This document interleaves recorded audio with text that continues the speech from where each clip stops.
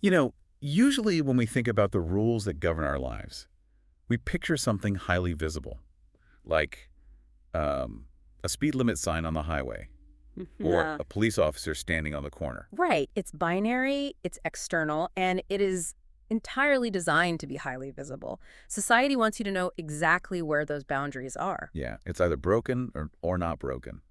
It's clean. And it's comforting, honestly. We like things to be categorized. We like to know exactly when we're crossing a line, especially when there are heavy penalties involved. But then you step into the world of everyday agreements. You buy a cup of coffee, or you promise to help a friend move, or you click agree on a website update without reading it. Which we all do. Exactly, we all do it. Or you drop off your dry cleaning. And suddenly all that visibility is just completely gone.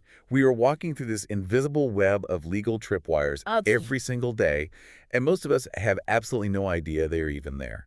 It is the absolute definition of walking blindly through a legal minefield.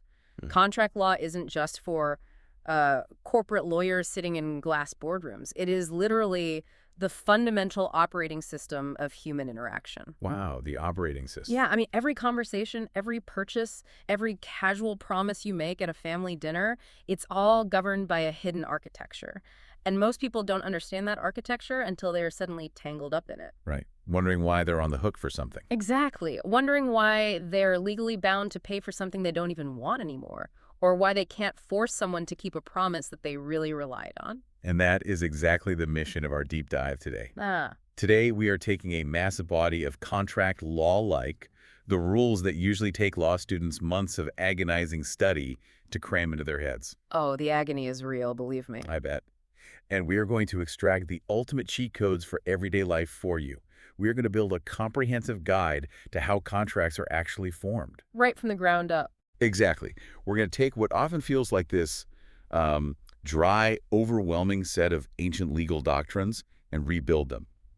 By the end of this, you are going to see exactly why some agreements bind us with the literal force of the state and why others just kind of evaporate into thin air. It's a crucial mission because, before you can ever worry about someone breaching a contract or suing for damages or arguing over a refund at a store, you have to answer the most fundamental question. Which is whether a contract even exists. Exactly. Has a valid contract actually been formed in the first place? If you don't have that foundational formation, you have nothing. I mean, the court won't even listen to your complaint. So let's lay down that foundation.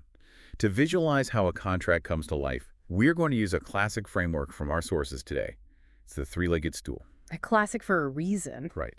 Basically, for any enforceable contract to exist in the eyes of the law, three distinct things must be present. Leg one is an agreement between the parties. Leg two is an intention to create legal relations. And leg three is consideration. Yep. Those are the big three. But let me just stop right there and ask you about the core philosophy of this stool. Why is the law so obsessively strict about having all three legs? Well, because without balance... Like, if we have two strong legs, say, you and I clearly have an agreement, and we definitely have the intention to be legally bound by it, why does the whole thing just collapse into dust without that mysterious third leg consideration? That is the perfect question to start with, honestly, because this three-legged stool is the ultimate trap. It is a huge intellectual trap for law students, but more importantly, it is a massive real-world trap for the rest of us. How so? Well, what's fascinating here is how the law distinguishes between a nice idea, a moral obligation, and a binding legal obligation. You can have a perfect offer and a perfect acceptance. Right. And both of you can genuinely deeply intend to follow through. But without that third leg consideration, which, we will define more deeply later, but it's essentially the exchange of some kind of value. It's just a promise. The law doesn't care about promises. The law, with very few exceptions, does not enforce naked promises. Okay, so if I promise to give you my car tomorrow, just out of the absolute goodness of my heart, we write it down, we shake on it, we genuinely agree, and we both fully intend for it to be a legal transfer. A beautiful gesture. Thanks. But if I wake up tomorrow and just change my mind, the law says, that's nice that you made a promise, but until something of value was traded in return, we aren't getting involved.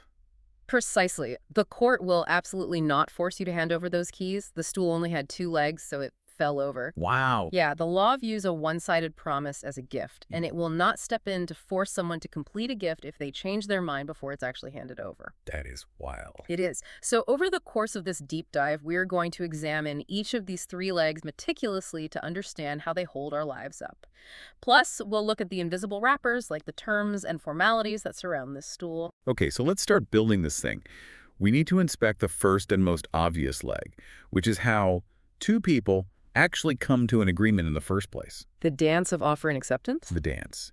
And as we dive into this, it becomes immediately clear that this dance is a lot more technical than just one person saying, do you want this? And the other saying, yes. Oh, vastly more technical. Let's start with the very first spark, the offer itself. What actually constitutes a legal offer, as opposed to just, two people talking? It really comes down to a concept called certainty and the willingness to be bound. An offer is a clear, unequivocal statement of terms upon which the person making the offer, the offerer, is willing to be legally bound. Okay, so give me an example of a clear offer. Okay, like, I will sell you my specific laptop right now for exactly 500 pounds. That is a solid offer, because all the other person has to do is say, I accept, and bam, the contract is instantly formed. And I say, what would you pay for my laptop? Huh. Or I might be willing to sell my laptop for around 500 pounds. That is not an offer. Right. What would you pay? Or around 500 pounds is legally classified as an invitation to negotiate or a request for information. It completely lacks certainty. Because it's too vague. Exactly. The law needs to know exactly what the terms of the deal are, so if a judge has to enforce it later, they actually know what they're enforcing. If you say about 500 pounds, what does that even mean?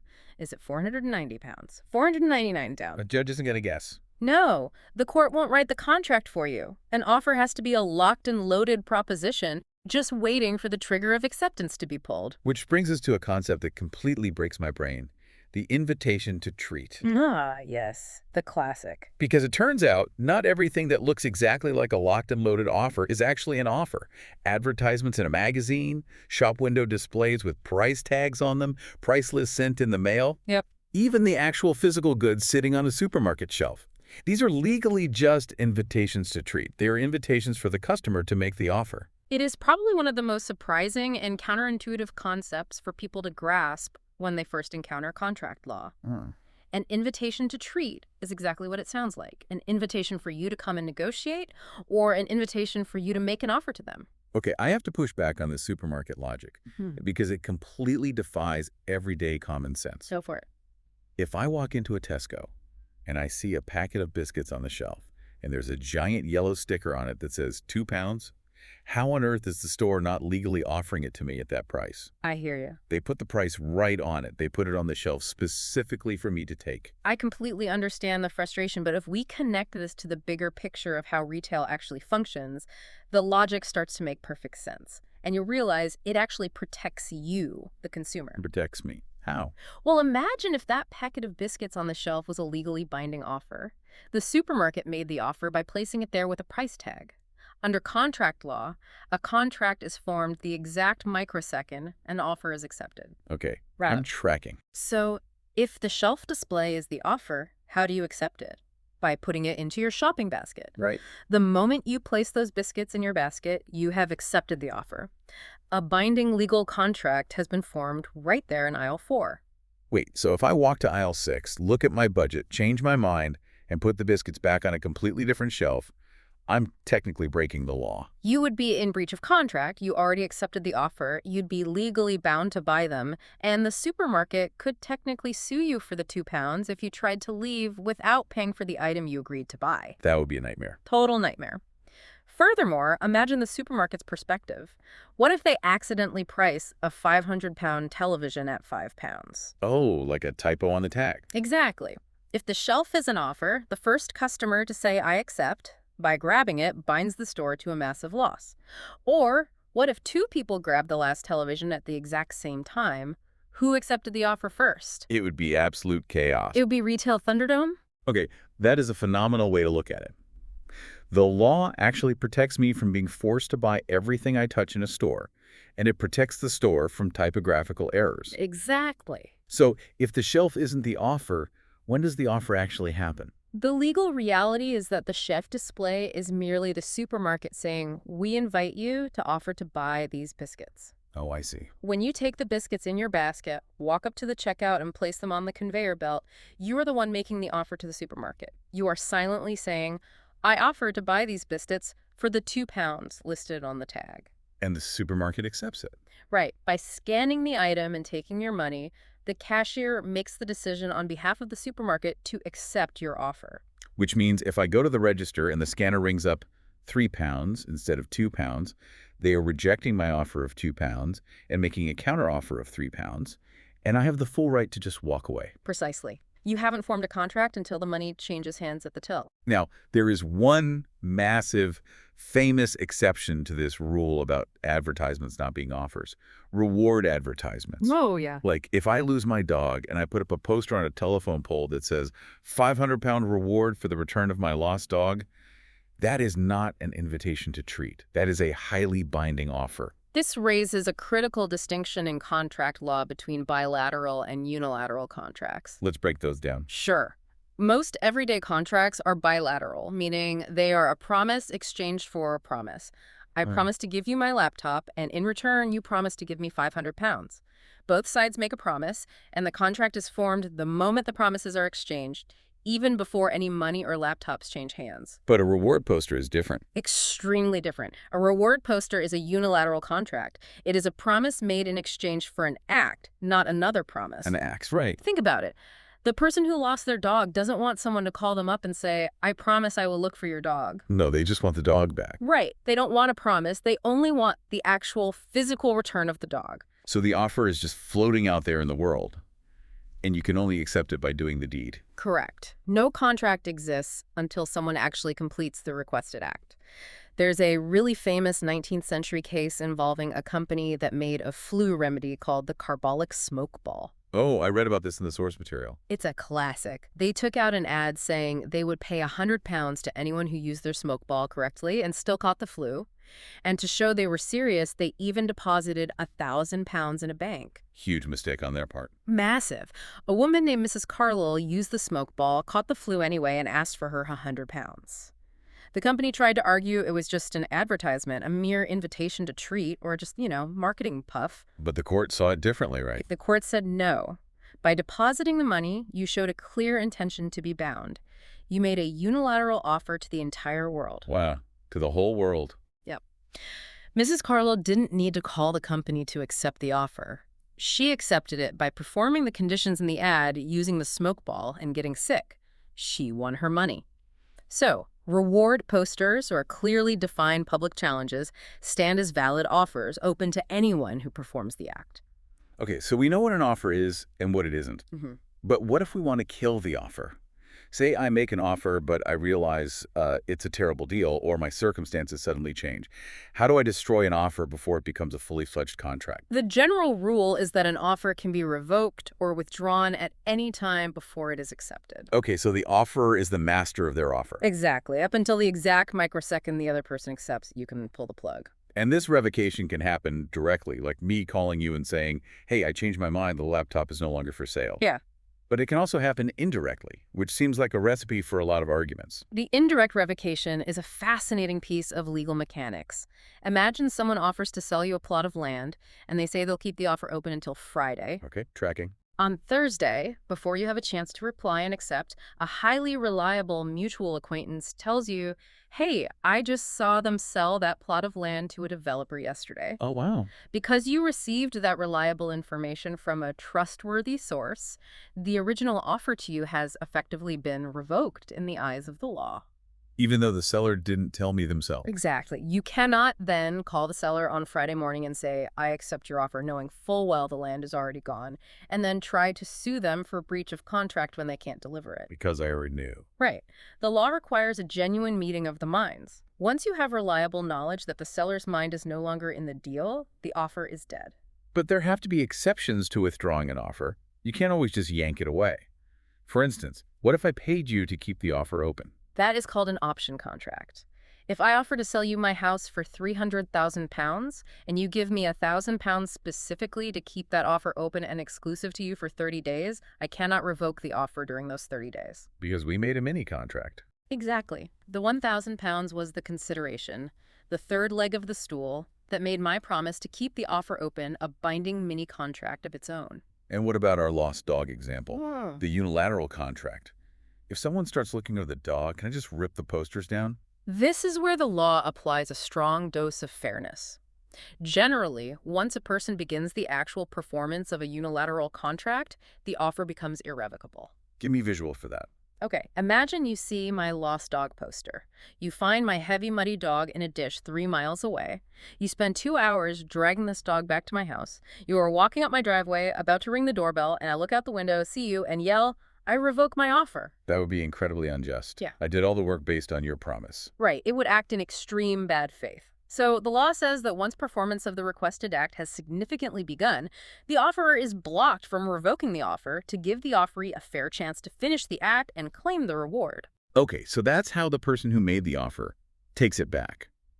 But what about the person receiving it, the offeree? They can just flat out reject it, obviously. No thanks. Sure. But there is a massive, incredibly common trap here. The counteroffer. Let's map out a scenario. A seller says, "I will sell you my motorcycle for £2,000. And the buyer says, "No, I'll give you £1,800. This is how almost all negotiations happen. Right. It's haggling. But legally, this is not just a polite continuation of a conversation, is it? Not at all. It is a critical, highly destructive mechanic of the agreement leg. When you make a counteroffer of £1,800, you don't just put a new idea on the table alongside the old one. You actively destroy the original £2,000 offer. Destroy it. It ceases to exist in the legal universe. So if the seller says, "No, I won't take £1,800, I cannot then say, "Okay, fine, you win. I'll take it for your original offer of £2,000. You cannot, because that £2,000 offer is dead and buried. You blew it up with your counteroffer. By saying, "I'll take it for £2,000, you are actually making a brand new offer to buy it for £2,000, which the seller is now completely free to accept or reject. They might say, "You know what, since you haggled with me, the price is now £2,200, and they would be perfectly within their legal rights to do so. But why is the law so incredibly strict about that? Why does a counteroffer have to act like a heat-seeking missile that destroys the original offer? It all comes back to the law's absolute demand for certainty. If we didn't have this rule, you could have multiple overlapping offers and counteroffers floating around in the ether for weeks. Which sounds like a mess. It would be. If counteroffers kept the original offers alive, a buyer could throw out 10 lowball offers, wait to see how the market shifts, and then randomly accept an original offer from a month ago. No one would ever know which terms they were actually bound by or what their risk exposure was. It would paralyze commercial negotiations. Completely. The law requires a clean slate with every counterproposal. But there is a brilliant memory tip in our source material and a practical workaround for this. A way to haggle without blowing up the offer. Yes, the magic phrasing. Let's say the seller offers the motorcycle for £2,000. If the buyer replies, "Would you consider taking £1,800? Instead of saying, "I will give you £1,800, the original offer miraculously survives. Yes, because phrasing is everything in contract law. No, but equals a counteroffer. It kills the deal. But if you simply ask a question, would you consider £1,800, or is there any flexibility on that price? Or could you throw on a helmet? That is legally viewed as a mere request for information. It is an inquiry. Because you're laying down a firm alternative proposal. Exactly. You are just probing the boundaries. Because it's just an inquiry, the original £2,000 offer remains completely intact. So if the seller says, "No, I won't consider £1,800, the price is firm," you can immediately say, "Okay, then I accept it for £2,000, and the seller's bound. That is a very subtle but immensely powerful distinction to keep in your back pocket when buying a car and negotiating a salary. Oh, absolutely. It saves deals. So we have our offer. It hasn't been revoked by the seller, and it hasn't been blown up by a counteroffer from the buyer. Now we need the mechanics of acceptance. The law is very clear that silence is not acceptance, right? I cannot email you and say, "I offer to buy your car for £5,000. If I don't hear from you by Friday, I will assume we have a binding deal." And thank goodness for that rule. Otherwise, predatory companies would send us contracts all day long saying, "If you don't reply in 24 hours, you owe us $1,000. We'd never sleep. We would all be spending our entire lives replying to spam just to legally opt out of buying things we never asked for. Acceptance must be actively, clearly communicated to the person making the offer. Right, but how it's communicated brings us to one of the most mind-bending, seemingly archaic concepts in contract law, the postal rule. Ah, the famous or infamous postal rule? Let me make sure I am fully grasping the sheer absurdity of this. Normally, as we just said, acceptance happens when it is actually received and processed by the person who made the offer. Hmm. If you're talking face-to-face, it's when you hear me say yes. But if the acceptance is sent by physical post, the contract is formed the exact microsecond the letter is dropped into the mailbox, assuming it is properly stamped and addressed, That is correct. even if the letter hasn't arrived yet. And here's where I have to express utter disbelief. Even if the letter gets completely lost in the mail. It's true. So I could drop an acceptance letter in a post box on a Tuesday. The postman should drop that letter into a storm drain. It could get eaten by a rat. It could burn in a mail truck fire. And the other person is still legally bound to a contract they have literally no idea I accepted. Yes. How is that remotely fair or functional? It sounds utterly absurd to our modern ears, doesn't it? It feels like a glitch in the matrix. But to understand it, we have to travel back to the 19th century, specifically to a famous 1818 case called Adams v. Linsell. Okay, take me back to 1818. This was a time when the Postal Service, which involves, horse-drawn carts and unpredictable weather, was the primary but highly precarious method of long-distance business negotiation. Okay, put me in the mindset of an 1818 merchant. The courts had a massive logistical problem. Who should bear the risk of a letter being delayed or lost? If the court ruled that acceptance only happened upon receipt of the letter, think about the chain reaction. Right, let's play it out. The person accepting the offer would send their letter, but they wouldn't know if they actually had a binding contract until they received a second letter from the offerer confirming receipt of their first letter. Oh boy. But wait, how does the offerer know the offeree received the confirmation? They'd need a third letter. It would be an endless, agonizing loop of uncertainty where neither party felt safe to actually begin manufacturing the goods or spending the money. Oh, I see. So the law just arbitrarily drew a line in the sand to break the loop. Exactly. The court decided that the person making the offer is the one who chose to use the post as the medium of communication. By initiating negotiations via the mail, they implicitly accepted the risks associated with the post office. So it's on them. Right. Once the offeree drops that letter in the box, they have done everything humanly possible to communicate their acceptance. The die is cast. The contract is formed. It's a fascinating historical workaround, but thankfully, there are massive modern exceptions to this madness today. The postal rule absolutely does not apply to instantaneous communication, right? Correct. It doesn't apply to emails, text messages, or faxes. For those, acceptance happens upon receipt. Also, the postal rule doesn't apply if you put the wrong address on the envelope, or if using the post wasn't a reasonable method. Like, if someone texts you an urgent offer that expires in 2 hours, you can't reply by sending a letter via second-class mail. And most importantly, the person making the offer can just opt out of the postal rule entirely. They can explicitly state in their offer, acceptance is only effective when I physically receive it in my office. Which I assume every lawyer does now. Which is exactly what any competent corporate lawyer will draft into a contract today to maintain control of the timeline. Okay, let's wrap up this first leg of the stool with a scenario that happens millions of times a day in the corporate world. The battle of the forms. Oh, the battleground of standard terms. When massive businesses deal with each other, they don't usually sit down in a room and write a bespoke, customized contract for every single shipment of screws or lumber. They just hurl standard pre-printed forms at each other. Right. The buyer's purchasing department sends a purchase order with their company's standard terms printed in tiny font on the back, usually highly favorable to the buyer. And the seller responds. The seller's shipping department replies by sending an invoice with their company's standard terms on the back, highly favorable to the seller. And the terms completely contradict each other. The buyer's form says, any disputes will be settled in New York. The seller's form says, any disputes will be settled in London. And yet the goods are shipped and the money is paid. Business moves fast. Right. But if a dispute actually happens, whose terms govern this Frankenstein contract? The general common law rule is often described as the last shot wins.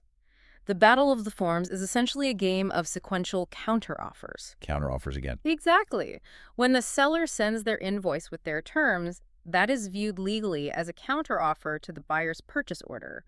Whoever sends the last set of standard terms before the actual performance of the contract begins, before the steel is shipped or the consulting service starts, usually wins the battle. So it's just a giant game of legal chicken.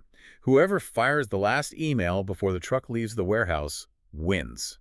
How is that a functional way to run a modern economy? It seems entirely based on administrative luck rather than a true meeting of the minds. It is definitely a blunt instrument, and courts sometimes struggle with it when the contradiction is massive. But from a pragmatic standpoint, what is the alternative? Throwing the contract out. Exactly. If the court said your standard forms contradict, therefore there is no contract, then companies could just walk away from massive deals halfway through by claiming the paperwork didn't match. Oh, that'd be worse. Much worse. By saying the last shot wins, the court is saying, look, the buyer received the seller's invoice with the seller's terms. The buyer didn't object. The buyer accepted the goods. By proceeding with the transaction after receiving that last shot, the buyer accepted those terms through their conduct. It forces business to keep moving forward. So whoever fires the last shot wins, and we have a binding agreement. Okay. Once that agreement leg is rock solid, we have to figure out if the parties actually meant for this to be a real, state-enforced legal matter. This brings us to the second leg of the stool, intention and capacity.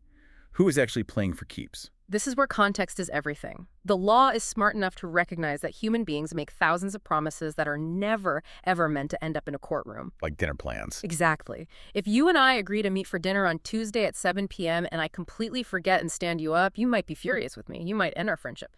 But you wouldn't expect to be able to hire a lawyer and sue me for breach of contract to recover your train fare to the restaurant. Right, because the law relies on certain foundational presumptions.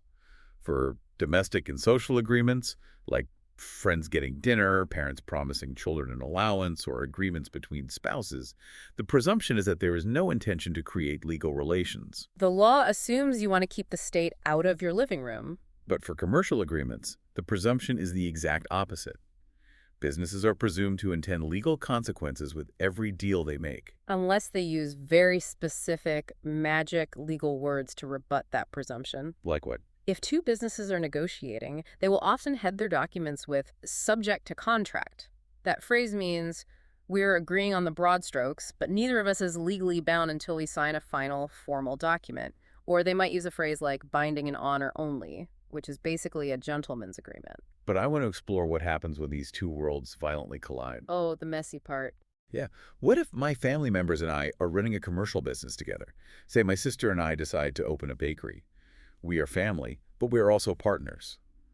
When we negotiate how to split the profits or who is responsible for the lease, do the courts treat our agreements as casual family matters or as a hard-nosed commercial corporation? It's a brilliant question, and it is a trap that destroys a lot of family businesses. The short answer is commercial context almost always overrides family relations. Good to know. A judge is going to look at the substance of what you are doing, not just your DNA.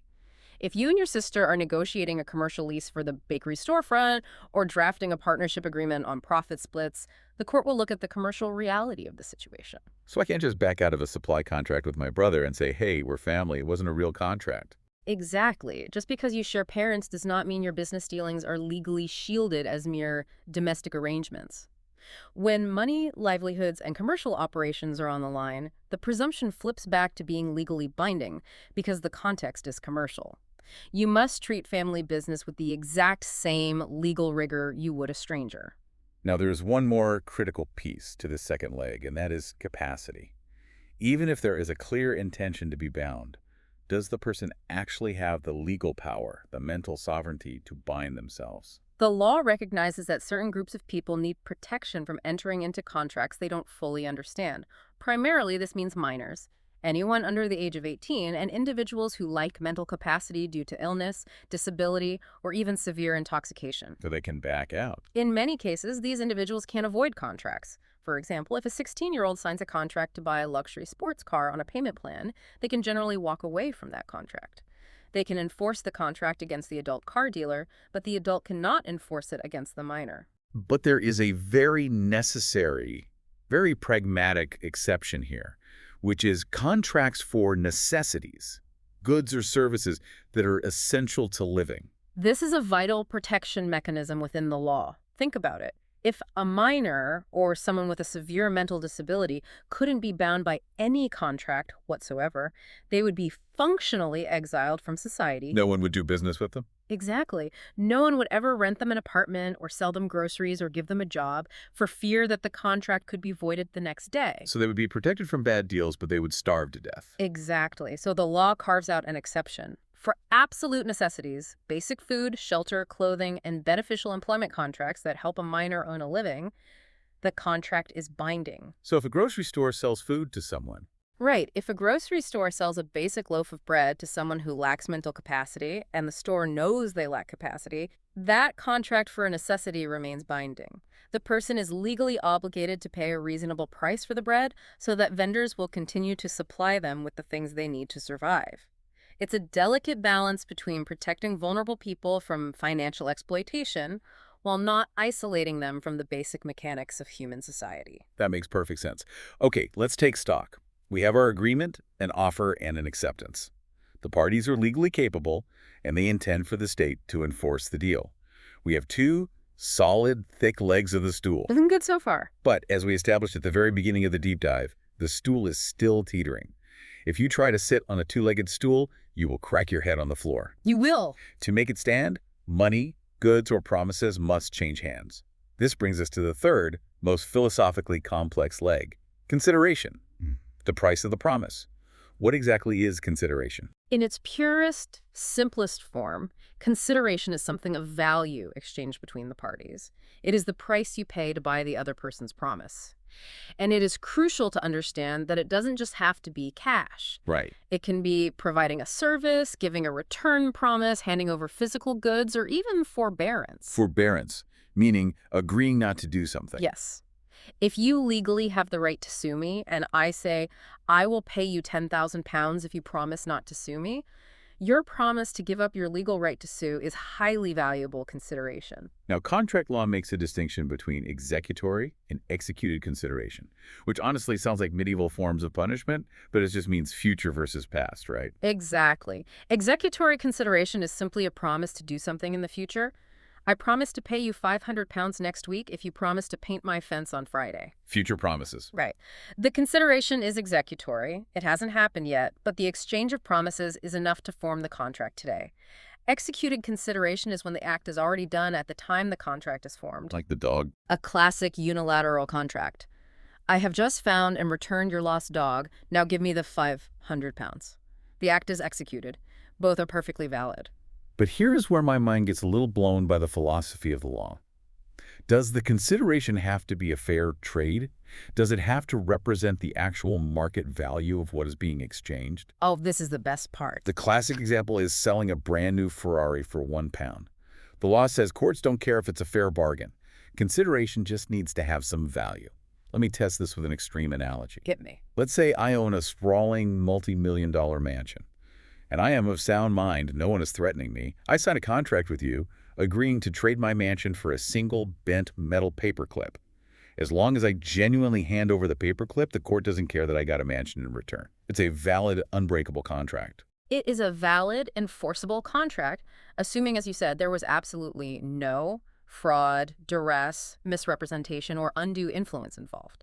If you genuinely, freely, and intentionally wanted to make that terrible, economically disastrous deal, the law will step back and let you do it.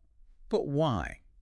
Why wouldn't a judge look at a mansion for a paperclip and say, clearly this is ridiculous, this offends common sense, I am throwing this out? Because the law fiercely, aggressively protects the principle of freedom of contract. It is not the court's job to save you from a bad bargain or to act as your financial advisor. Right. Think about the alternative.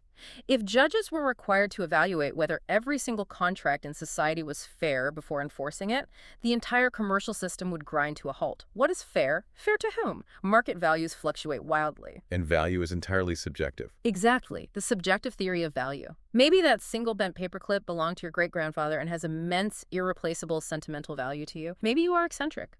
The court refuses to play appraiser. So they just look for a pulse of value. Right.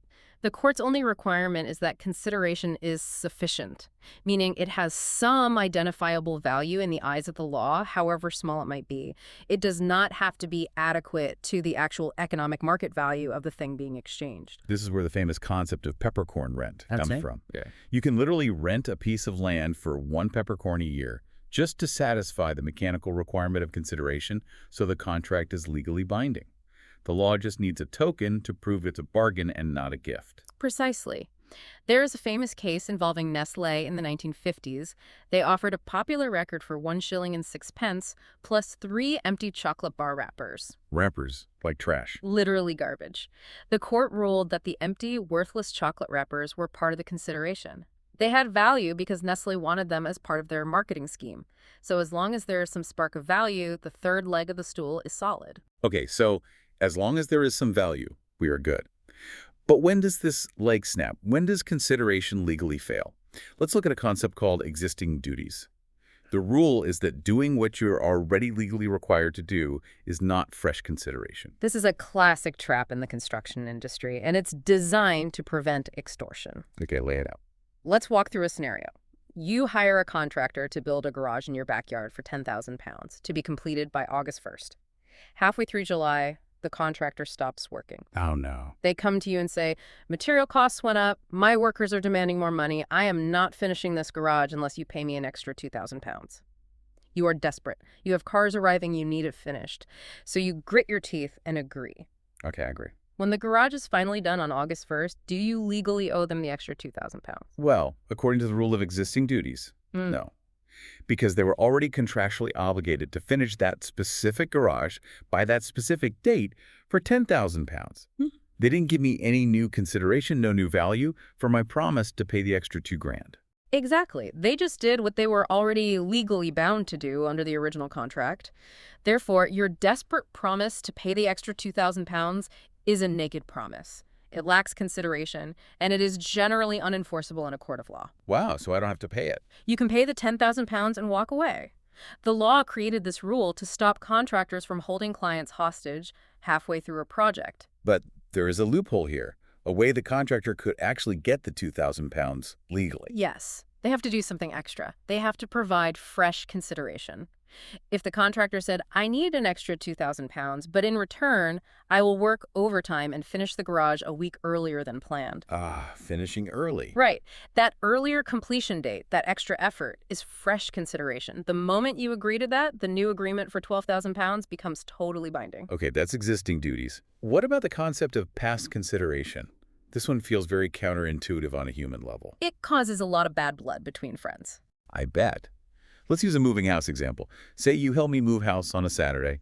It takes 12 hours. It's exhausting. You carry a washing machine down 3 flights of stairs. My back hurts just thinking about it. Exactly. On Sunday morning, I'm so grateful that I call you and say, thanks so much for helping me move yesterday. It was brutal. I'm going to give you £500 for your help. Awesome. But legally, this isn't an enforceable contract because the work was already done.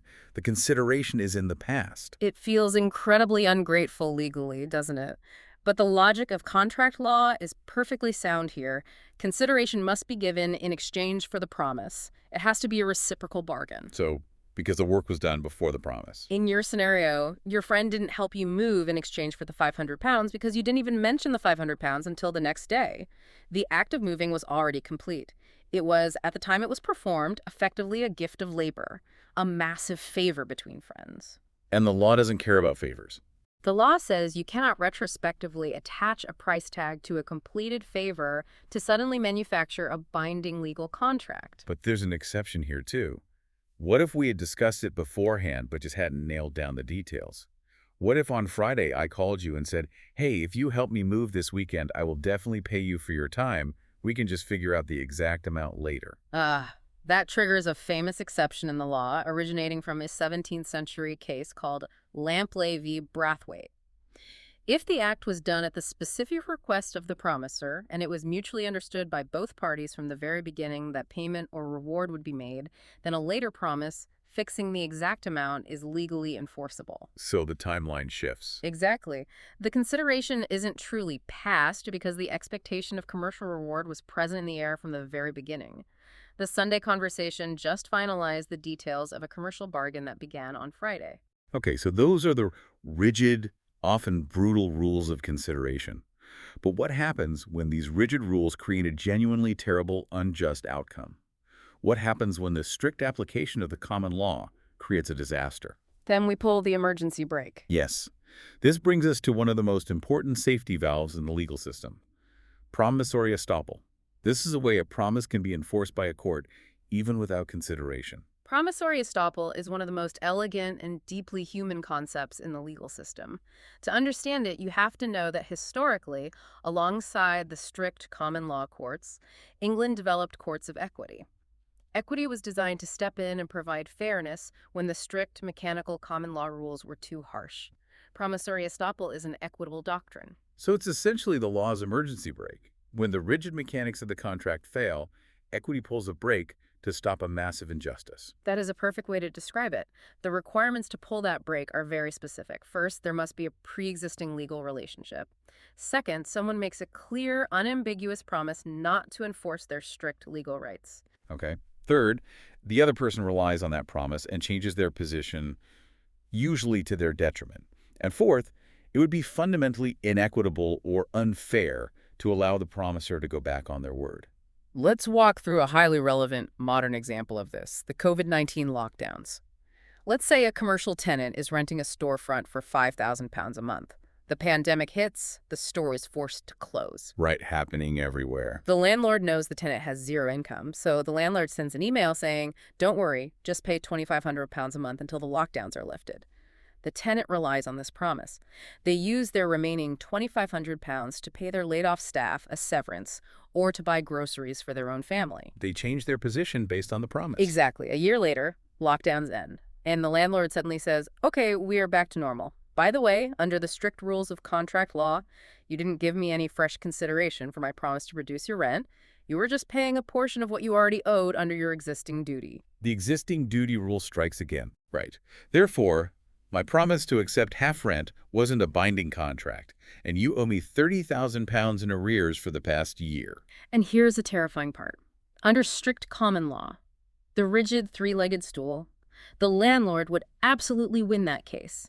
There was no consideration from the tenant for the rent reduction. The tenant just paid less money. But that's where the emergency brake of promissory estoppel swoops in. Exactly.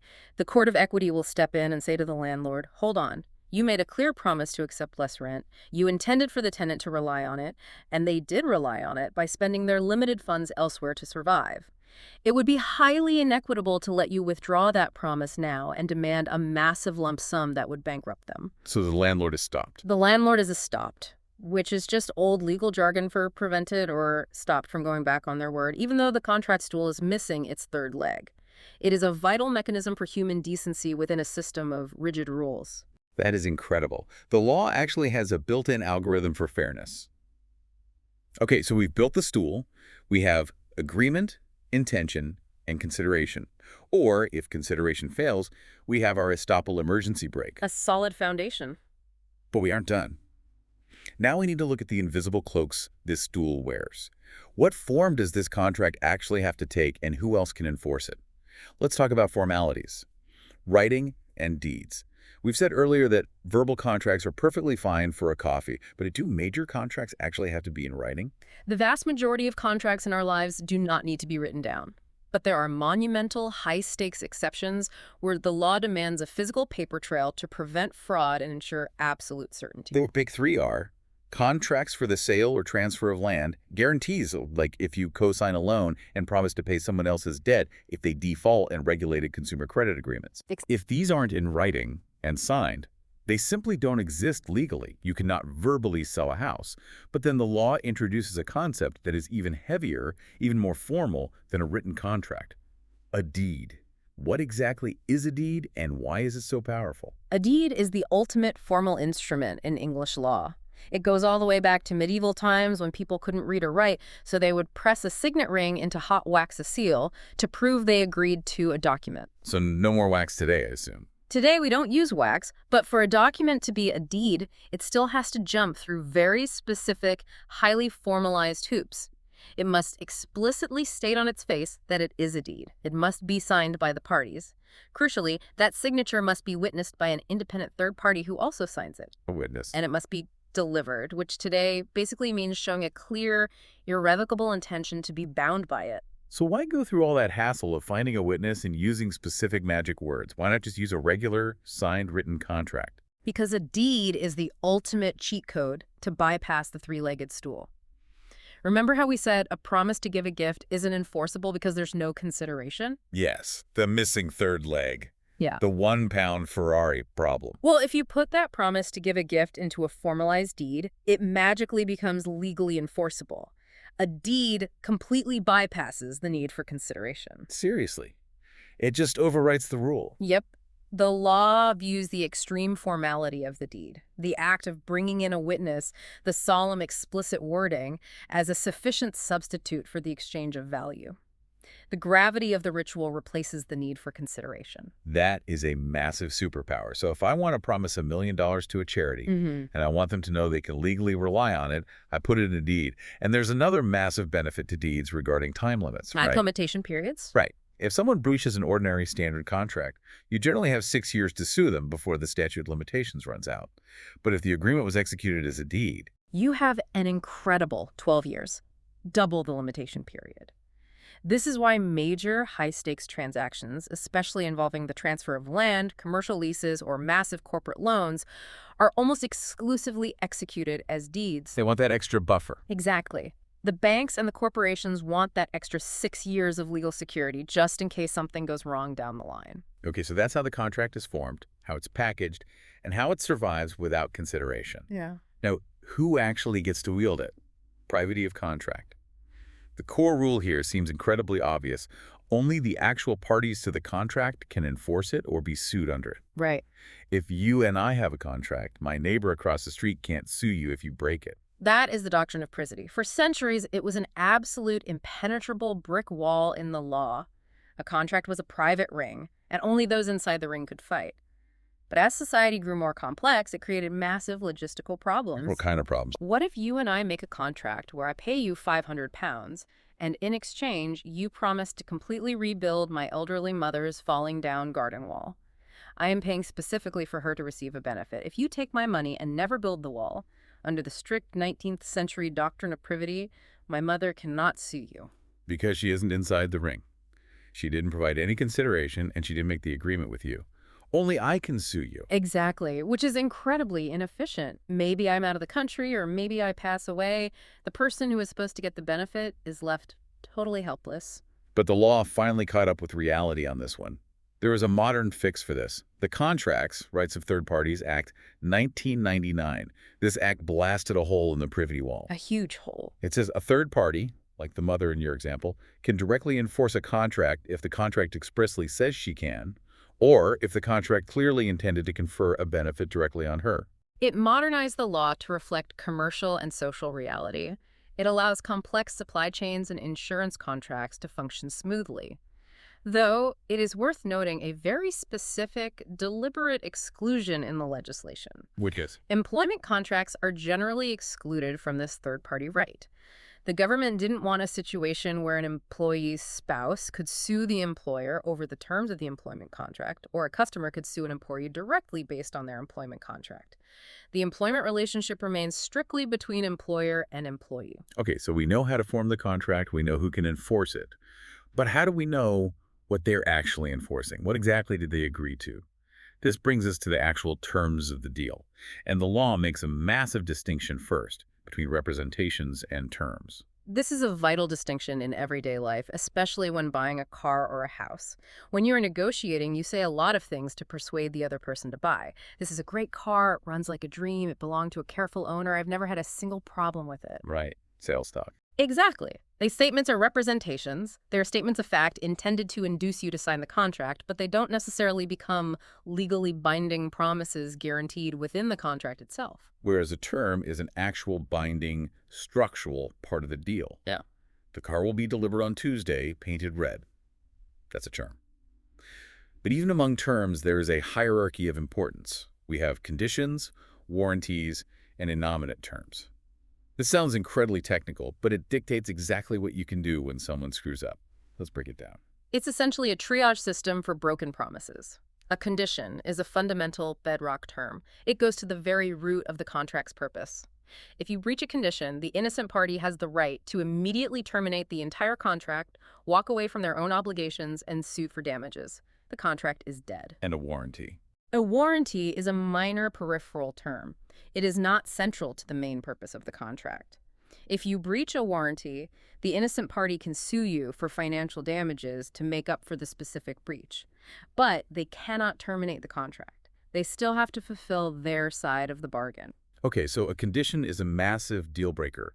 A warranty is just a headache that costs you money. But what on earth is an innominate term? It literally means an unnamed term. Sometimes, when a complex commercial contract is drafted, it is literally impossible to know in advance whether a breach of a specific clause will be catastrophic or just a minor bump in the road. So the courts developed a wait-and-see approach. Can you give me a real-world scenario where this happens? The classic example comes from a famous case involving shipping, Hong Kong fur shipping. Imagine you hire a massive cargo ship for 2 years. One of the terms in the contract says the ship must be seaworthy. Seems like a condition. Well, unseaworthy could mean the engine exploded and the ship sank on day one. If that happens, it's a catastrophe. But unseaworthy could also mean the ship's medical kit is missing a few bandages, which delays departure by 2 hours. Right. Both technically breach the term seaworthy. Exactly. So is seaworthy a condition that lets you cancel a 2-year contract over a missing bandage? Or a warranty that forces you to keep a sinking ship? That's a tough call. The court said it's an innominate term. If it's breached, the court looks at the actual consequences of the breach after the fact.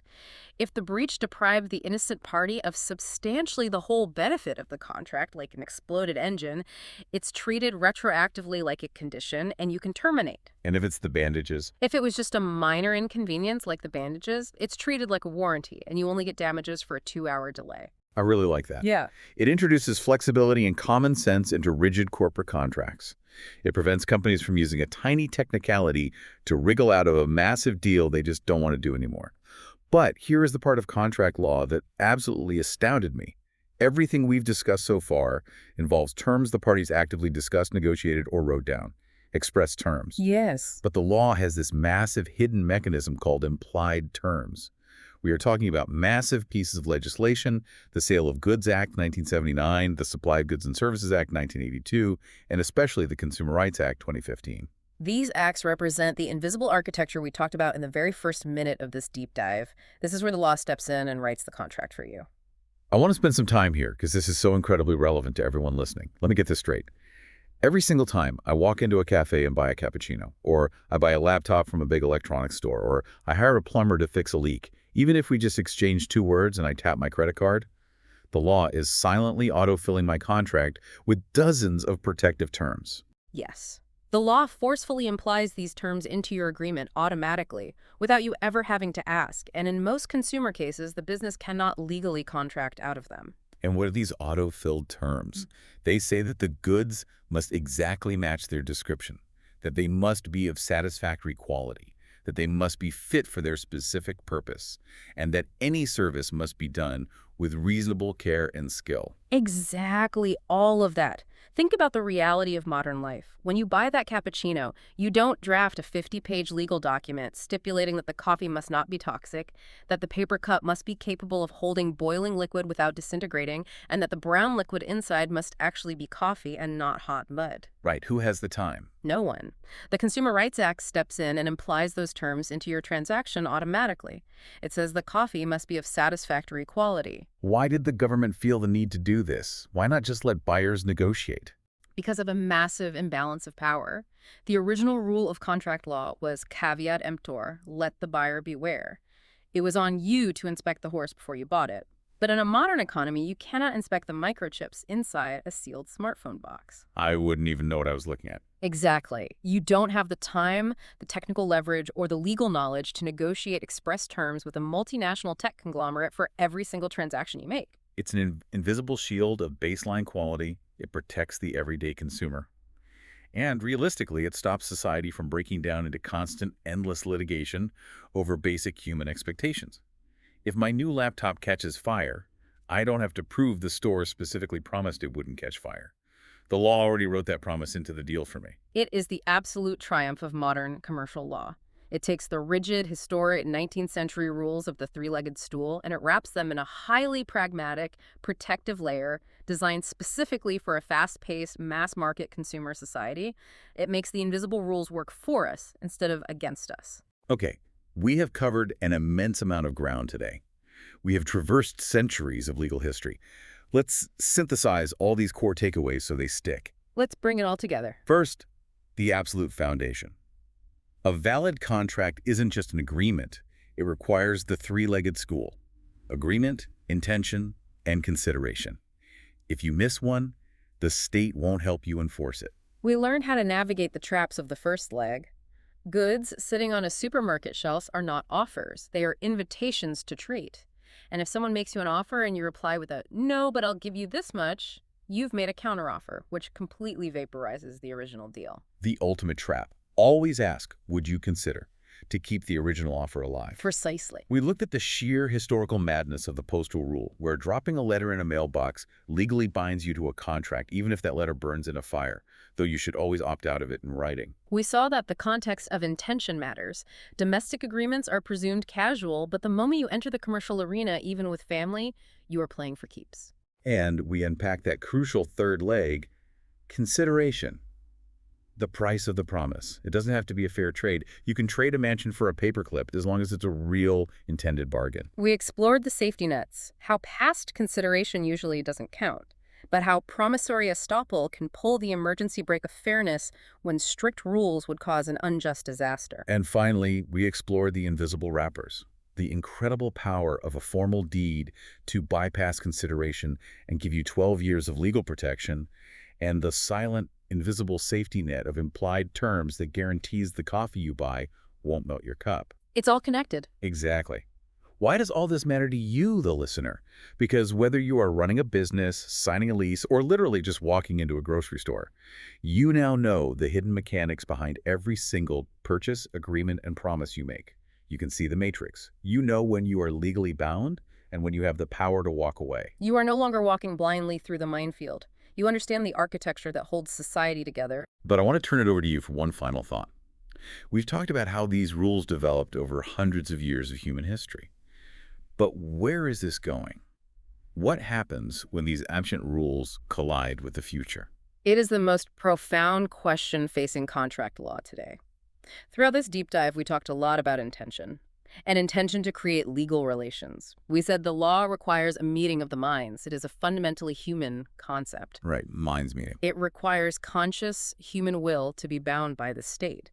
But look at the very near future. What happens when AI agents start autonomously negotiating and ordering supplies for businesses? We already have algorithms buying and selling stock at lightning speed. Soon, an AI procurement bot for a car factory might negotiate directly with an AI sales bot from a steel supplier. Wow. They will send terms back and forth, they will fire the last shot in the battle of the forms, and they will agree on a price and a delivery date.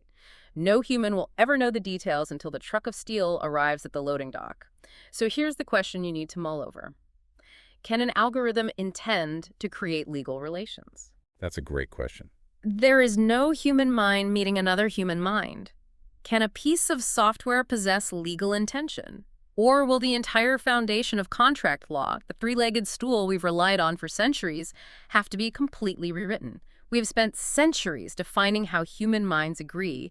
We are vastly unprepared for how artificial minds will do the same. Something to think about the next time you click accept on a screen or let a bot book your flights. Thank you for joining us on this deep dive into contract law. We will see you next time.